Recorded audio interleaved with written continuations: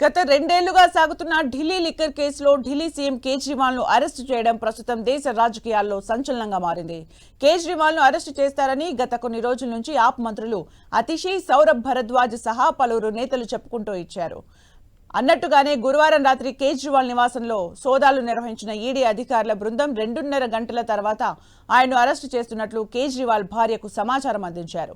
Arrest తర్వాత ఈ ఢిల్లీ మద్యం కేసు గురించి ఈడీ అధికారులు సంచలన విషయాలు వెల్లడించారు.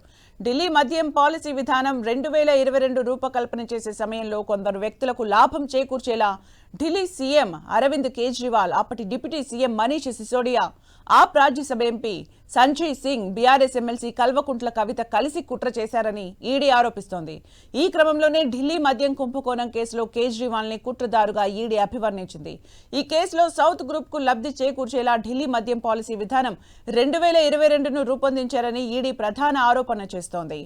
మద్యం పాలసీ విధానంలో మార్పులు చేర్పులు చేసిన దానికి ప్రతిఫలంగా సౌత్ గ్రూప్ ఆమ్ ఆద్మీ పార్టీకి 100 కోట్ల ముడుపులు ఇచ్చిందని పేర్కొంది. వాటిని 2022 గోవా అసెంబ్లీ ఎన్నికలకు ఆప్ వినియోగించుకుందని పేర్కొంది. ఈ మొత్తం వ్యవహారాన్ని ఈడీ అధికారులు సౌత్ లాబీగా పేర్కొంటున్నారు. ఈ కేసులో ఇప్పటికే అరెస్ట్ చేసిన కొందరు నిందితులు, మరికొందరు సాక్షులు ఇచ్చిన వాంగ్మూలాల్లో ఢిల్లీ సీఎం కేజ్రీవాల్ పేరు ఉందని ఈడీ అధికారులు అరెస్టు చేసిన సందర్భంగా నోట్లో చేర్చారు. ఇక ఈ ఢిల్లీ లిక్కర్ పాలసీ కేసులో నిందితుల్లో ఒకరైన విజయ్ నాయర్ తరచూ ఢిల్లీ సీఎం కేజ్రీవాల్ కార్యాలయానికి వెళ్లేవారని, ఎక్కువ సమయం అక్కడే గడిపేవారని ఈడీ తెలిపింది. లిక్కర్ పాలసీ గురించి సీఎం కేజ్రీవాల్ తో చర్చించినట్టు మద్యం వ్యాపారులకు విజయ్ నాయర్ చెప్పినట్లు ఈడీ ఆరోపణలు చేసింది. ఇందులో భాగంగానే ఇండో స్పిరిట్ యజమాని సమీర్ మహేంద్రు సీఎం కేజ్రీవాల్ ను కలిసేందుకు విజయ్ నాయర్ ని పంపినట్లు తెలిసింది.